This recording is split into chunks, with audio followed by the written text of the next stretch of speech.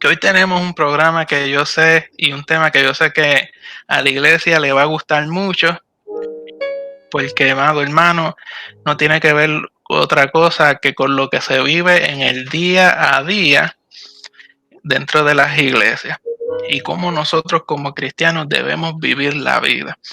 Y el tema de esta noche es uno muy interesante. Le hemos titulado La unidad en el espíritu. Sí, amado hermano, la unidad en el espíritu.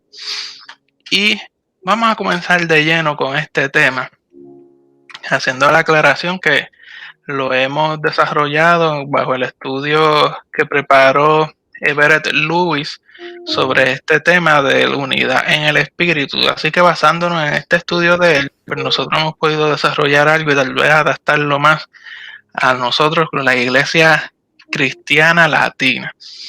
Y es algo muy interesante. La unidad en el espíritu, amado hermano. Ningún hombre debe vivir para sí mismo. Y nos atreveríamos a decir que sería un pecado el intento de hacerlo. Usted no puede pretender vivir para usted mismo. Cuando nosotros nacemos de nuevo, que Dios nos hace nueva criatura y vivimos esa experiencia del nuevo nacimiento, Dios no nos hace nacer en un orfanatorio espiritual, amado hermano, sino que Dios nos pone dentro de una familia de la fe. Y cuando nos pone dentro de la familia de la fe y crecemos y nacemos de nuevo, Jehová Dios nos da a nosotros pureza y limpieza de corazón. ¿Con qué? ¿Para qué? Para que nosotros podamos caminar en esa luz y así también podamos tener compañerismo con todos los demás miembros de la familia de la fe. Y hay algo muy interesante, que si buscamos en el Nuevo Testamento, hay dos palabras griegas que se utilizan para traducir el término de iglesia. Y es muy interesante porque una de ellas es muy conocida. Y cuando pensamos en iglesia y en griego, esta es la primera que nos viene a la mente, que es la famosa palabra eclesia. Y esta palabra eclesia lo que significa es asamblea. Ahora, si vamos al detalle, en el Nuevo Testamento hay otra palabra en griego que también se utiliza para iglesia. ¿Y cuál es esa, amado hermano? Es koinonía. Sí, que poco se habla como iglesia el término de koinonía. Siempre se utiliza eclesia y koinonía lo que significa es estar unidos en un solo pensamiento. Koinonía lo que significa es una comunidad.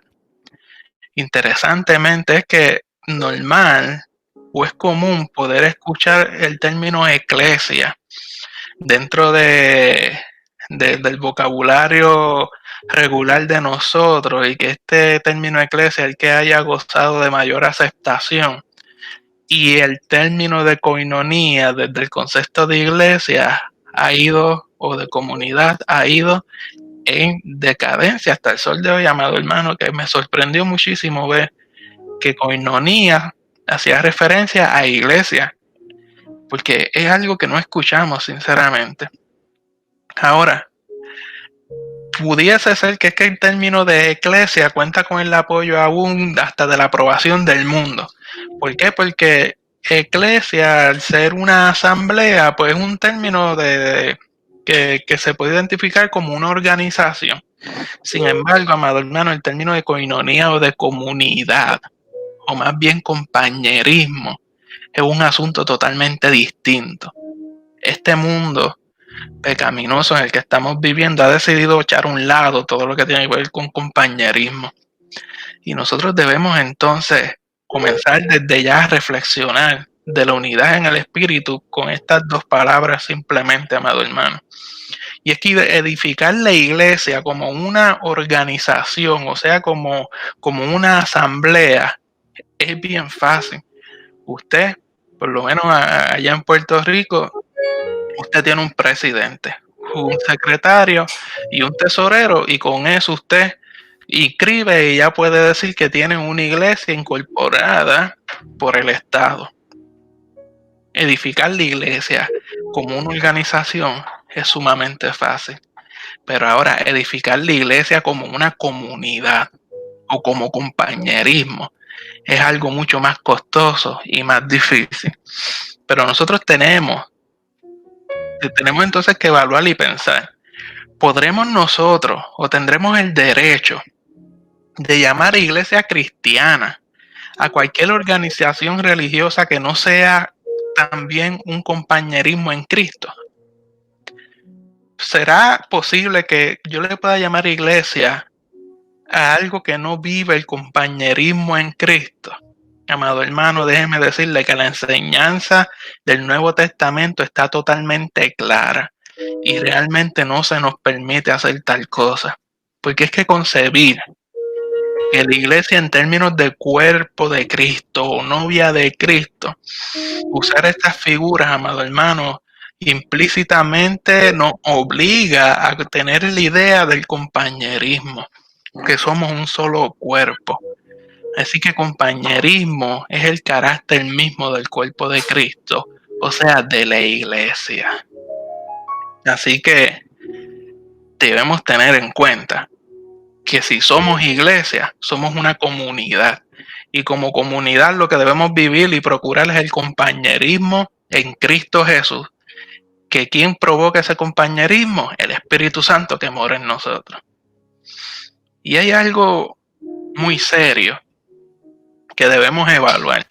Y podríamos decir que una de las críticas tal vez más serias y fundadas que se le hace a las supuestas sectas de santidad, por decirlo así, y es que en su propensión a la contienda y a la división que tienen, para entender verdaderamente, amado hermano, y poder predicar un verdadero mensaje de santidad, amado hermano, debemos nosotros estudiar y usar como fundamento el capítulo 13 de la primera carta de Corintios, amado hermano. Si yo no tengo claro lo que dice Primera de Corintios capítulo 13 en mi vida como ministerio, amado hermano, yo estoy echando por la borda lo que el Señor ha puesto en mis manos. Y vamos a darle lectura solamente a unos versos de este capítulo. Y el primer versículo de 1 Corintios capítulo 13, versículo 1 dice lo siguiente: si yo hablase lenguas humanas y angélicas y no tengo amor, vengo a ser como metal que resuena o címbalo que retiñe. Y si tuviese profecía y entendiese todos los misterios y toda ciencia y tuviese toda la fe, de tal manera que trasladase los montes, y no tengo amor, nada soy. Y va más allá en el versículo 3 diciendo, y si repartiese todos mis bienes para dar de comer a los pobres, y si entregase mi cuerpo para ser quemado y no tengo amor, de nada me sirve. Amado hermano, la esencia de un cristiano y por ende de la iglesia como institución es el amor que Cristo nos demostró en la cruz del Calvario. Y el último versículo de 1 Corintios 13 dice, y ahora permanecen la fe, la esperanza y el amor. Estos tres, pero el mayor de ellos es el amor. Y si nosotros ponemos a analizar esto y diésemos tal vez un vistazo superficial a este famoso movimiento ecuménico que se vive o se trata de implementar en tantas ocasiones, tal pareciera que este movimiento ecuménico está totalmente encaminado hacia lo que es la unidad de todos los cristianos. Lo asombroso de echarle un vistazo al movimiento ecuménico de pensamientos como este es poder ver cómo algunas personas pretenden poner el carro delante del caballo. ¿Sí? Quieren la unidad mundial dentro de la fe, pero no procuran la unidad o la práctica y el gozo de la unidad cristiana en la iglesia local. ¿Cómo es posible lograr la unidad mundial cuando miles de iglesias aún locales pequeñas, la solidaridad y el compañerismo cristiano se han visto totalmente atomizados o disminuidos por rencillas, pleitos, disensiones, orgullo y hasta partidismo dentro de las iglesias. Amado hermano, lo que las Sagradas Escrituras nos enseñan y nos muestran. No estamos aquí hablando sobre líneas de pensamientos humanas. Nosotros pudiésemos construir un inmenso puente cuando el fundamento está sobre sólida roca. Pero ¿cómo construiríamos un puente si el fundamento está sobre arena movediza? Usted sabe que esto el diablo lo sabe. Y él dirige sus mayores ataques contra el compañerismo de los cristianos en la congregación local. ¿Para qué? Para destruirla. Si nosotros permitimos que el compañerismo y la unidad dentro de la iglesia local sea quebrantada, amado hermano, le hemos rendido todo lo que podríamos llamar ese andamiaje de iglesia a los pies de Satanás. No permitamos que dentro de la iglesia hayan disensiones y divisiones, amado hermano, que no edifican para nada y lo que hacen es destruir la fe de aún los que llevan más años dentro del evangelio. Ahora, como les dijimos, nosotros no venimos aquí a traer líneas de pensamientos humanos. Vamos a las Sagradas Escrituras, amado hermano, y vamos a ver 4 casos que ocurrieron en la iglesia primitiva. Y vamos a ver cómo fue amenazado el compañerismo dentro de los creyentes. Y más que eso, vamos a ver en qué manera ellos pudieron solucionar el problema. Sí, porque las diferencias y tal vez los malos entendidos dentro de la iglesia surgen, eso no es algo de ahora, surgen desde la iglesia primitiva. Así que comencemos a ver 4 casos de la iglesia primitiva donde se pudo haber dividido la iglesia de una gran manera y por tanto haberse destruido todo esfuerzo de la iglesia. El primero vamos a ver en Hechos capítulo 6 versículos 1 al 8. Hechos capítulo 6 versículos del 1 al 8, y podemos identificar que este puede ser tal vez un caso de ineficiencia administrativa. Sí, le queremos poner términos y palabras que usted esté relacionado a la iglesia de hoy. Un caso de ineficiencia administrativa en la iglesia primitiva, en Hechos capítulo 6, versículos 1 al 8. Y vamos solamente a leer el primer versículo, que es la base de todo este pasaje, también por razones de tiempo. El primer versículo de Hechos capítulo 6 dice: en aquellos días, como crecía el número de los discípulos, hubo murmuración de los griegos contra los hebreos, de que las viudas de aquellos eran desatendidas en la distribución diaria. Y vamos a hacer una pausa aquí, amado hermano. Dentro de la iglesia primitiva, todo dinero y toda ofrenda que se daba, aún de alimento, a la iglesia se reunía, como quien dice, en un solo pote y se dividía entre los necesitados. Y estaban los griegos reclamando que a las viudas de los griegos no se les estaba atendiendo igual que a las viudas de los hebreos. Así que surgió a causa de lo que vemos aquí, es que esta ineficiencia administrativa tal vez surgió a causa de cierta discriminación que se hace de algunas viudas en el reparto del socorro diario. Ahora, lo que interesante es que la solución de un problema administrativo en la iglesia, podríamos decir que es relativamente fácil. Sí, relativamente fácil si se pone buena voluntad y no permitimos que el diablo, como dicen por ahí, meta la cola para complicar los asuntos. Típicamente, en este caso, el problema administrativo se complicó. ¿Por qué? Por el elemento diferente y emocional cuando surgieron los celos raciales, amado hermano. Recuerde que los judíos pensaban que el evangelio era para ellos y la salvación solamente para ellos. Y esta diferencia de las viudas griegas y hebreas, lo que hay es en cierto sentido un señalamiento racial, de racismo. Así que esta ineficiencia administrativa estaba tomando un color un poquito más fuerte, más subido, cuando lo vemos desde este punto de vista. Sería sencillo ver lo que se sentía, lo que se tenía que hacer y hacerlo, pero en el momento en que se menciona griegos y judíos, comenzó el problema de la raza y aún de teología por el pensamiento que había. Así que, amado hermano, esto sí era un motivo para una buena pelea dentro de la iglesia. Cuán a menudo, amado hermano, sencillos problemas administrativos en las iglesias se agravan innecesariamente por convertirlos en cuestiones morales o doctrinales.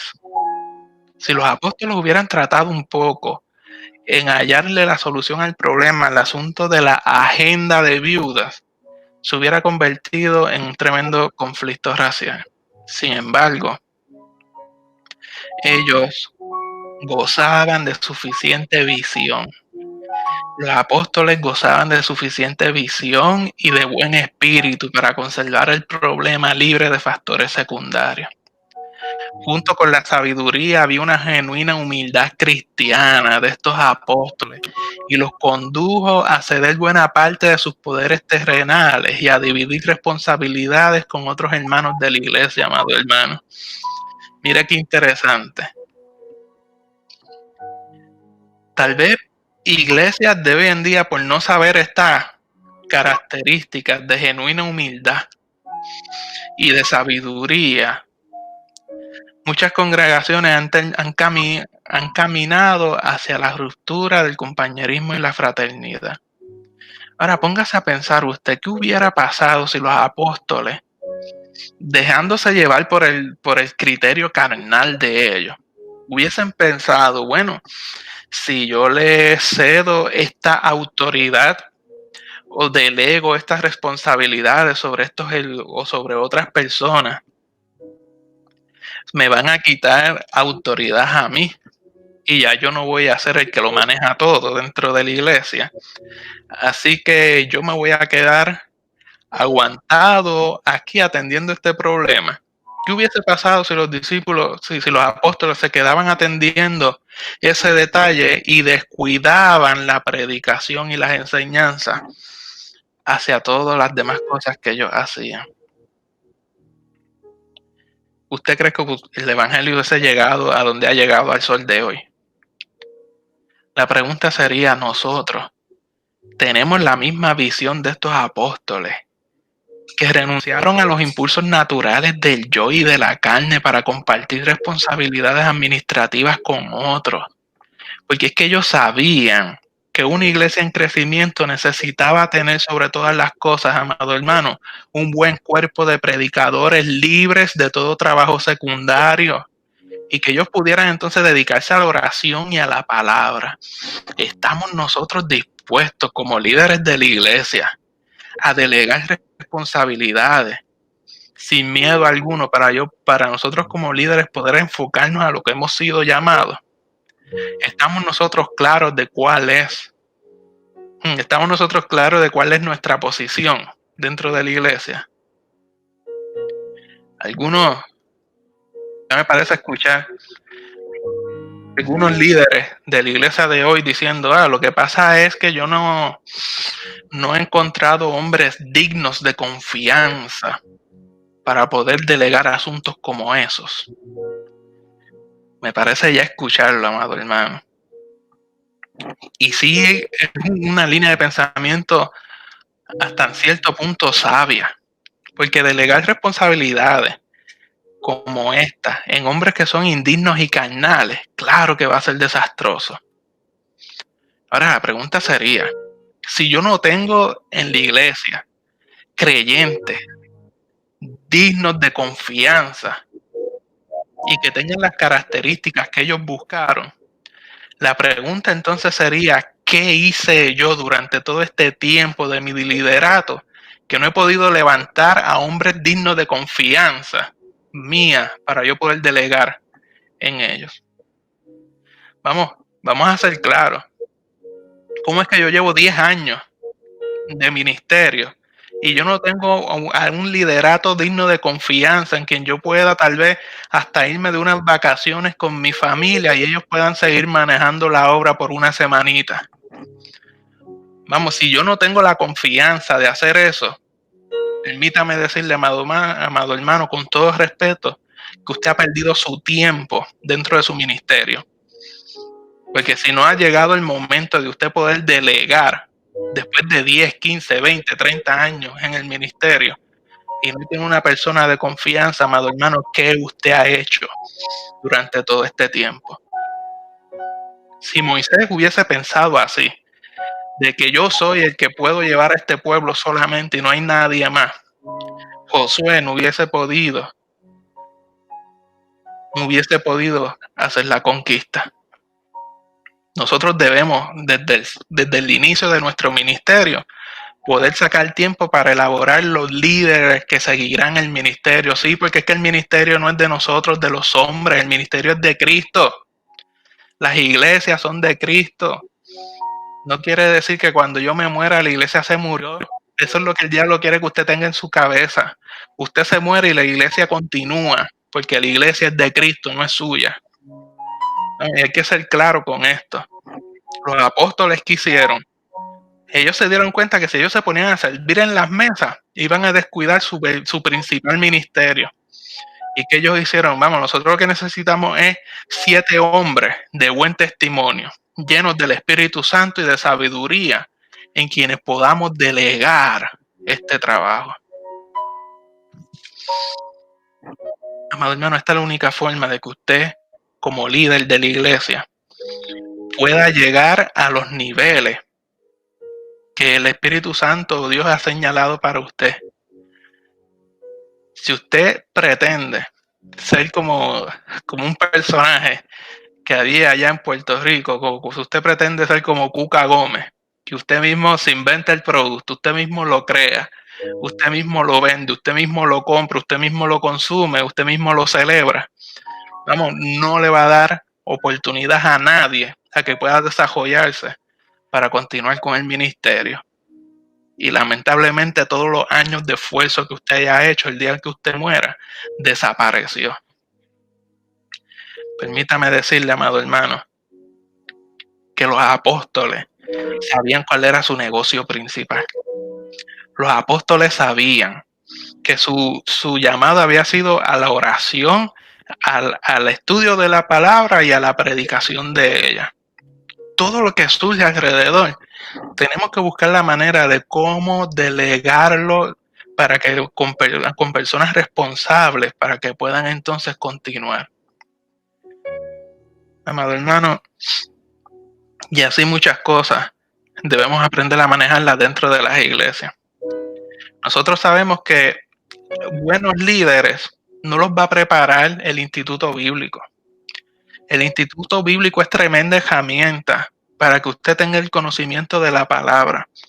Pero no es solamente tener el conocimiento de la palabra, es que puedan ser hombres llenos del Espíritu Santo, puedan ser hombres de buen testimonio y de sabiduría. Y como la única forma que personas puedan llegar a ese nivel, esa estatura, es con el seguimiento de la mano del pastorado, de quienes lo van formando, para que entonces ellos puedan alcanzar ese nivel y puedan seguir desarrollando. Amado hermano, los problemas mayores dentro de la iglesia, y me perdonen, los problemas mayores dentro de la iglesia no se deben solucionar por un voto de mayoría. No. Esto no puede ser el más votos que saque dentro de situaciones como esta.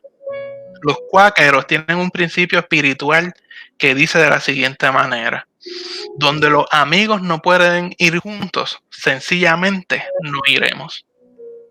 Si no podemos ir juntos, sencillamente no vamos. Porque es que el desacuerdo no es una ocasión para distanciarse. El desacuerdo no es un momento para yo jalar para mi lado y para el otro. Al contrario, un desacuerdo es un llamado a la oración y a la unidad en el espíritu. De esa única forma es la que vamos a poder vencer los desacuerdos y poder alinearnos con el pensamiento que Dios tiene para nosotros. Vamos al próximo caso, que lo podemos identificar en Hechos capítulo 15, versículos del 1 al 35. Hechos 15, del 1 al 35, y podríamos decir que este es el caso del Concilio de Jerusalén. Aquí el asunto no era problema de administración, sino de predicación del Evangelio. Me explico.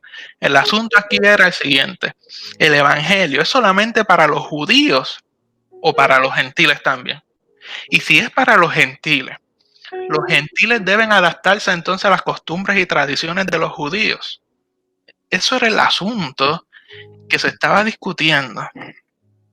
Y vamos a leer unos versículos solamente. El versículo 1, Hechos 15:1, dice: entonces algunos que venían de Judea enseñaban a los hermanos: si no os circuncidáis conforme al rito de Moisés, no podéis ser salvos. El versículo 2, como Pablo y Bernabé tuviesen una discusión y contienda no pequeña con ellos, se dispuso que subiesen Pablo y Bernabé a Jerusalén y algunos otros de ellos a los apóstoles y a los ancianos para tratar esta cuestión. O sea, está la iglesia judía y la iglesia gentil en un dilema sobre este punto. Y lo que hicieron los apóstoles fue decirle a Pablo y Bernabé: vengan a Jerusalén para dialogar sobre este asunto. Lo interesante es que el versículo 4 dice: y llegados a Jerusalén, fueron recibidos por la iglesia y los apóstoles y los ancianos, y refirieron todas las cosas que Dios había hecho con ellos. Y el versículo 6, y se reunieron los apóstoles y los ancianos para conocer de este asunto. El primer hecho significativo que podemos ver en esta situación es la siguiente: y es que en la solución de algo que amenazaba partir en dos toda la iglesia, un grupo de hombres en representación de toda la iglesia se unieron a estudiar la cuestión y el asunto. Qué suerte la de la iglesia de Antioquía, amado hermano, que no trazó su propio derrotero al tal vez tomar la decisión de que no me importa lo que la iglesia de Jerusalén diga. Yo entonces levantaré la iglesia paulina y la iglesia de Pedro por otra parte, y nos dividimos y cada cual sigue por su lado. Es que siempre las divisiones lo que provocan es más divisiones, y siempre una iglesia que comienza en división va a terminar dividida o destruida. Sí, escuchó bien. Toda iglesia que comience con una división y salgan enojados y levanten otra iglesia en otro lado por contienda, póngale el sello que la iglesia va a terminar destruida. Nosotros debemos aprender, amado hermano, a trabajar los asuntos bíblicamente. El curso de acción que pretende justificarse hoy en día es algo bien superficial, y es la idea de que diferentes temperamentos requieren diferentes denominaciones. No, amado hermano, lo que vemos aquí es que se unieron. El segundo hecho significativo que podemos ver en Jerusalén es que todas las partes que estaban en disputa reconocieron algo muy importante, amado hermano. Ellos reconocieron la soberanía del Espíritu Santo en estos asuntos. Ellos echaron a un lado sus intereses particulares, y cuando estudiaron el asunto pudieron identificar la soberanía del Espíritu Santo. Las pruebas presentadas eran pragmáticas. La cuestión puesta sobre la mesa que entonces ellos alcanzaron fue: ¿en qué forma está trabajando actualmente el Espíritu Santo en todo el mundo? Fue la pregunta que se hicieron. Pablo y Bernabé presentaron las evidencias recogidas en sus campos de trabajo por los gentiles, y era más que evidente que el Espíritu Santo estaba trabajando entre los gentiles, de la misma forma en que estaba trabajando entre los judíos. Les estaba concediendo las mismas bendiciones espirituales sin necesidad de los ritos judíos. Pedro se para y cuenta su experiencia de cuando fue enviado por Dios a los gentiles. Y la solución propuesta, tal vez dirigida por Jacobo, de los apóstoles, fue lo siguiente. Y escucha la conclusión que ellos llegaron: debemos trabajar y cooperar con el Espíritu, tal como y donde Él está trabajando. O sea, fueron capaces de ver la soberanía del Espíritu Santo y de lo que él estaba haciendo, y echar a un lado sus pensamientos y echar a un lado sus beneficios o sus intenciones para alinearse al pensamiento del Espíritu Santo de lo que estaba haciendo en la iglesia a nivel mundial. El tercer hecho que podemos ver aquí es que en este concilio, amado hermano, se obedecieron a las sagradas escrituras. Sí, para resumir el caso, podemos decir que el apóstol Santiago recurrió a las escrituras. Y si usted va a los versículos 13 al 21, lo va a poder ver. Versículos 13 al 21. Vamos tal vez a darle una lectura rapidito para que vea. Y cuando ellos callaron, Jacobo respondió diciendo: varones, hermanos, oídme. Simón ha contado con Dios cómo Dios visitó por primera vez a los gentiles para tomar de ellos pueblo para su nombre. Y con esto concuerdan las palabras de los profetas, como está escrito. O sea, este evento que estamos viviendo concuerda con lo que dice las Sagradas Escrituras. Versículo 16. Después de esto volveré y reedificaré el tabernáculo de David que está caído, y repararé sus ruinas y lo volveré a levantar, para que el resto de los hombres busque al Señor, y todos los gentiles sobre los cuales es invocado mi nombre. Dice el Señor, que hace conocer todo esto desde tiempos antiguos. Está entonces este apóstol refiriendo o citando las profecías. Y continúa entonces él diciendo: por lo cual yo juzgo que no se inquiete a los gentiles que se convierten a Dios, sino que se les escriba para que se aparten de las contaminaciones de los ídolos, de fornicación, de ahogado y de sangre. Mire esto, el versículo 21, pues Moisés desde tiempos antiguos tiene en cada ciudad quien lo predique en las sinagogas, donde es leído cada día de reposo. O sea que los apóstoles vieron lo que estaban viviendo y fueron a la Sagrada Escritura a ver qué profecía había acerca de esto que estamos viviendo. Amado hermano, ya es el mismo Espíritu Santo que escribió el sagrado volumen, como ellos le llamaban. Es el que está trabajando entre los gentiles en todas las partes. Fue el resumen de ello. El Espíritu de Dios nunca se contradice a sí mismo, amado hermano. Si cualquier obra del Espíritu Santo está siendo realizada en cualquier parte, debe ser corroborada por las Escrituras. Por eso es que las Escrituras son las reglas de fe para la iglesia. Por eso es que las Escrituras revelan la mente de Jehová Dios, Hijo y Espíritu Santo. El cuarto hecho significativo, amado hermano, sobre este evento es lo siguiente. Y es que ellos decidieron ya el asunto principal, y es que sería decidido de acuerdo al Espíritu Santo y su palabra. O sea, lo que está viviendo tenemos que darle luz verde si es el Espíritu Santo y su palabra confirmado. Ahora bien, la otra parte fue que ellos todos estuvieron dispuestos, y es lo que me llama la atención. Cada uno de ellos estuvieron dispuestos a ser generosos y tolerantes con los sentimientos y los prejuicios de los demás en cuestiones menos importantes. ¿Por qué digo esto? Bueno, porque las 4 restricciones que se le fueron recomendadas a las iglesias de los gentiles fueron, entre otras cosas, a los sentimientos judíos. Me explico. Ellos dijeron que tenían que dejar a un lado la idolatría y la fornicación. Y en eso Pablo estaba seguro de que se haría provisión para ellos en la enseñanza cristiana, porque es que no había que mirar ni la influencia de la tradición judía, sino que solamente con ver lo que Cristo enseñaba, lo que es la idolatría y la fornicación, no tiene cabida dentro del cristianismo.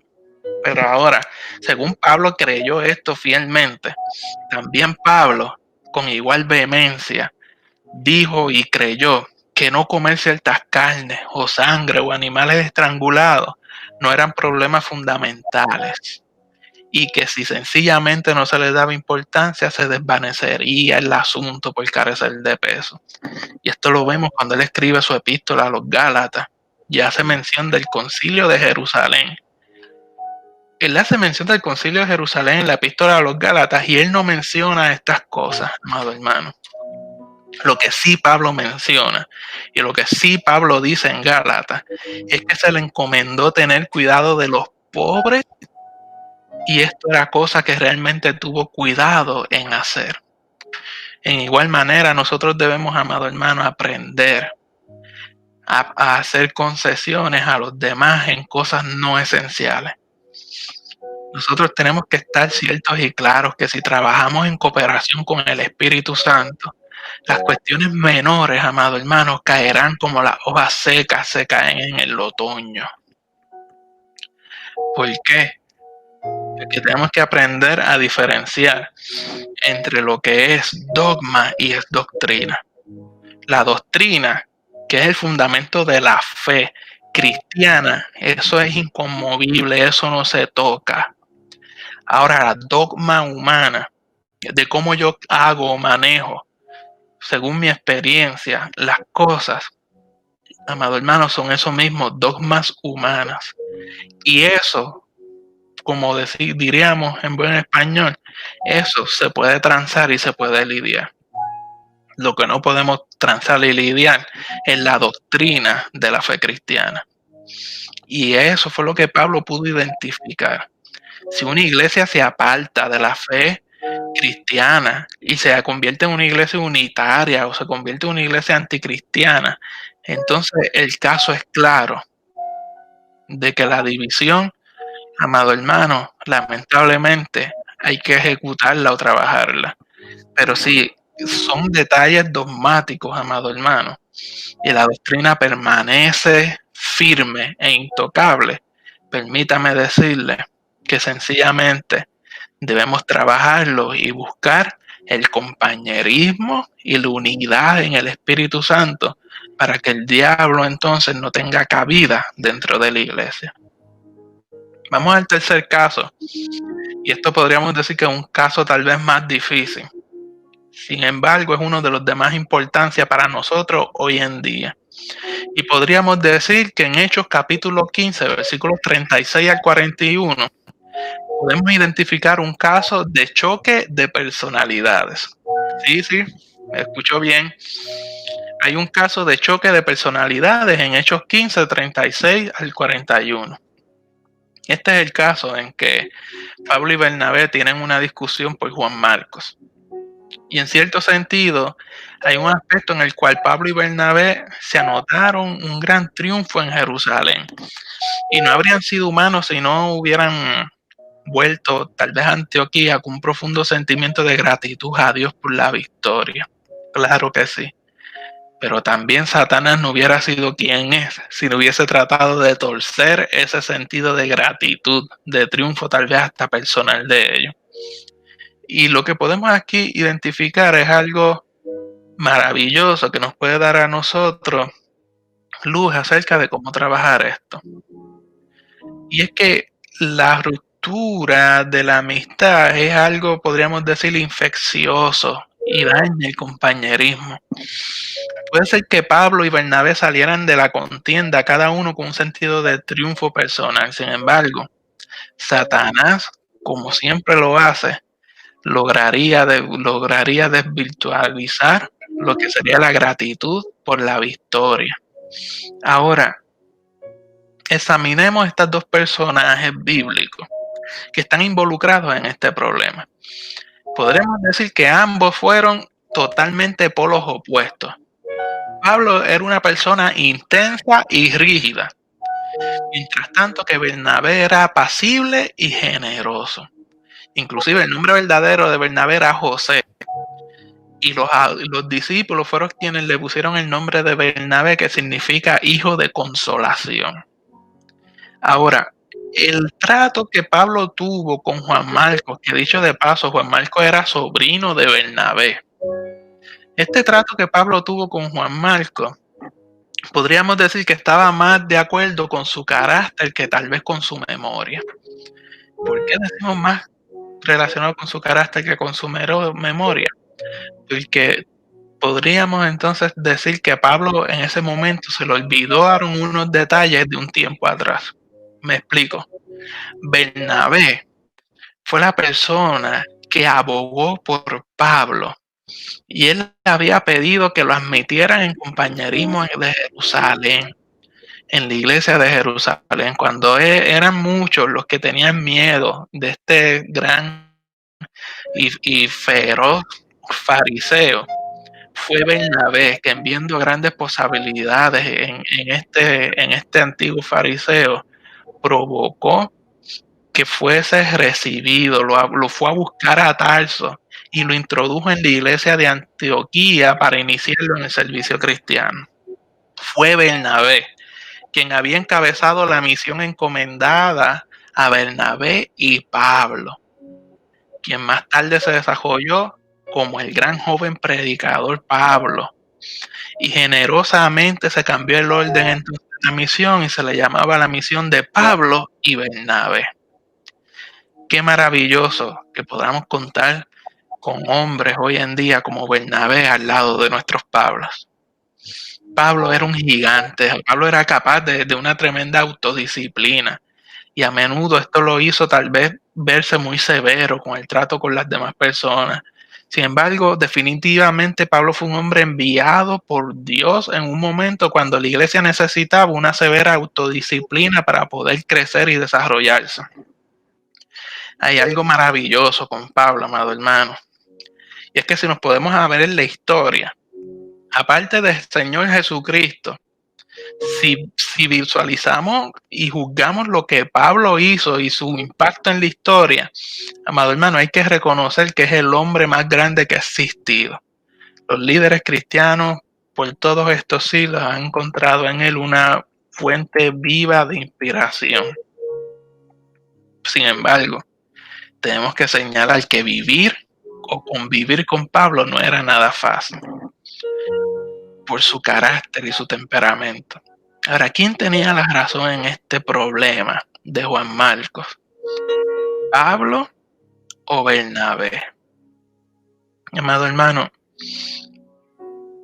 nosotros sabemos que la historia nos presenta que Pablo y Bernabé tuvieron esta discusión, terminaron separándose y cada cual siguió su ministerio de una forma independiente por causa de este asunto de Juan Marcos. Y muchos piensan que fue lo mejor que pudo haber pasado por las grandes victorias que ambos tuvieron. No me cabe duda que Dios, las decisiones que tomamos, aunque tal vez no sean las que Él quiere, Él sí las traza y las convierte en bien para Él glorificarse. Ahora bien, yo no me atrevería a decir que fue el propósito de Dios que se separaran, porque es que el mismo Cristo Jesús nos enseñó que la unidad en el cuerpo de Cristo, amado hermano, debe prevalecer sobre todas las cosas. Yo diría que esto fue una contienda, un desacuerdo que se convirtió en una tragedia menor dentro de la iglesia cristiana. Yo no puedo visualizarlo como que fue de parte de Dios que se separaran, no, porque es que lo que Dios siempre busca es que su pueblo ande en unidad. Evaluemos entonces. Supongamos que Pablo tal vez le hubiese dicho, bueno, hermano Bernabé, yo estoy convencido que llevar de nuevo a este muchacho con nosotros solo nos conducirá al desastre otra vez. Yo no tengo mucha confianza en él, pero admito que una vez tú sacaste algo muy bueno de un material malo, que era yo. Y puede ser que en esta ocasión también tengas razón respecto a él. A mí me parece como una acción tal vez de tontería o debilidad, pero si tú insistes, acepto que Juan Marcos venga con nosotros y yo haré lo mejor que pueda con él. O supongamos que Bernabé hubiese respondido, bueno, hermano Pablo, yo realmente creo que este joven tiene un buen futuro. Es débil, pero ha aprendido una lección. Creo que debemos darle una segunda oportunidad y que podemos corrernos ese riesgo. Pero por otro lado, también comprendo tu punto de vista de que nuestra obra es difícil y está sujeta a fuertes ataques del enemigo. Y entonces nosotros tenemos que ser un equipo unido y valiente en el Espíritu Santo. Por eso, no voy a continuar insistiendo en que venga Juan Marcos. Si tú no compartes mi opinión, entonces olvidemos el asunto, porque no debemos permitir que haya divisiones entre nosotros. Quizás podamos encomendar a Juan Marcos a otro trabajo, que él pueda tal vez dedicarse de mejor manera. Al menos si algunos de estos dos personajes hubiese hecho una expresión como esta, si hubiese habido cabida para la división, no, amado hermano, yo creo que hubiese triunfado el amor y la sumisión. Pablo y Bernabé pudieron haberlo orado juntos y permitido que el Espíritu Santo les hubiese indicado qué hacer con un muchacho, con Juan Marcos. ¿No les hubiera dado el Espíritu Santo unidad aquí también, como se la había dado en otras ocasiones más difíciles que esta? ¿Acaso no podían estos dos hombres que habían tenido tales pruebas maravillosas y la dirección del Espíritu Santo, no pudieron haber buscado la dirección del Espíritu Santo para esto? Yo creo que aquí hubo un problema de personalidad, como lo hay mucho en las iglesias de hoy en día. Unos son más fuertes que otros y se desarrollan contiendas y terminan dividiéndose, cuando la actitud debe ser acercarnos al Espíritu Santo para que Él nos dirija. Sin embargo, Dios hace buenas cosas, porque la palabra dice que todas las cosas ayudan a bien. Y podemos ver que luego de este evento es que comienzan una serie de señalamientos en el ministerio del apóstol Pablo. Y vemos en Hechos 16:6 que por el Espíritu Santo a Pablo se le había prohibido hablar la palabra de Dios en Asia, que si no se le pudo llegar, no se le permitió llegar a Bitinia. En distintos pasajes del Espíritu Santo vemos entonces de Hechos, vemos la dirección del Espíritu Santo en la vida de Pablo dentro de su ministerio. Tal parece que Pablo pudo darse cuenta y reivindicar sus errores para poder tomar las decisiones correctas, amado hermano. Me gustaría, para ir ya culminando, por cuestión de tiempo, ya no tenemos más tiempo, me gustaría pasar a señalar una historia de que podríamos llamar las más hermosas de la Iglesia de Cristo, que todavía no ha tenido suficiente, no ha sido muy conocida. Y hago referencia a la pequeña compañía de cristianos moravos que ayudaban al conde Zinzendorf en Alemania. En cierta ocasión se había producido entre estos hermanos profundas disensiones. Comenzaron a discutir entre ellos. El conde, que estaba a cargo de estos hermanos, vio el peligro de una posible división dentro de la iglesia de estos hermanos. Y usted sabe qué hizo el conde. El conde los invitó a todos los feligreses a unirse en oración y en franca conversación. Se pusieron de acuerdo, amado hermano, de no discutir. Se pusieron de acuerdo de hablar las cosas en que estuviesen de acuerdo. Y también decidieron formar una cadena de oración que durase 24 horas. En todo momento, cada hora, había uno o más hermanos que tenían que llegar al cuarto de oración y estar orando por una hora, y esa cadena no se podía cortar en ningún momento. ¿Usted sabe qué? Esa cadena de oración que propuso el monje para trabajar este asunto de división, que había comenzado con la idea de un día, esta cadena de oración prosiguió sin detenerse en ningún momento por más de 100 años. Si escuchó bien, el resultado fue de esta cadena de oración fue una empresa misionera de los moravos que como ninguna otra ha tenido precedentes. Permítame decirle que a causa de esto, estos hermanos que eran de una aldea totalmente pobre, que ellos mismos la fundaron, luego de matar tal vez a su precursor Juan Hus cuando estaba peleando por la reforma protestante, aún antes de Lutero, este grupo de cristianos hallaron asilo en Sajonia donde no eran perseguidos y se unieron y levantaron una aldea muy pobre.